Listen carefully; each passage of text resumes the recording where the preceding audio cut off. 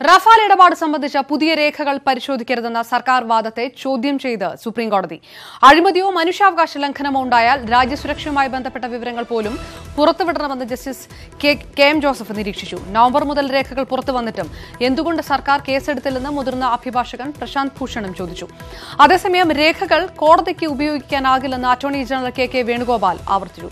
റഫാലിൽ വാദം പൂർത്തിയായ വിവരങ്ങളുമായി ദില്ലിയിൽ നിന്നും എം ഉണ്ണികൃഷ്ണൻ ചേർന്നു. ഉണ്ണി, ഏത് രീതിയാണ് വാദം പുരോഗമിച്ചത്?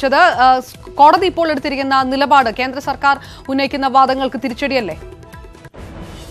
റഫാൽ ഇടപാടിൽ അന്വേഷണം വേണ്ടെന്ന സുപ്രീം കോടതി വിധി ചോദ്യം ചെയ്ത് നൽകിയ പുനഃപരിശോധനാ ഹർജികളിൽ പ്രാഥമിക വാദമാണ് പൂർത്തിയായിരിക്കുന്നത്. സുപ്രീം കോടതി ചില വിഷയങ്ങളിൽ ഉത്തരവിനായി മാറ്റിയിരിക്കുകയാണ്. കോടതി തീരുമാനിക്കാൻ പോകുന്ന കാര്യം റഫാൽ ഇടപാടുമായി ബന്ധപ്പെട്ട് വന്നിരിക്കുന്ന പുതിയ രേഖകൾ, പുറത്തു വന്നിരിക്കുന്ന പുതിയ രേഖകൾ പരിശോധിക്കേണ്ടതുണ്ടോ എന്ന് കോടതി തീരുമാനിക്കും.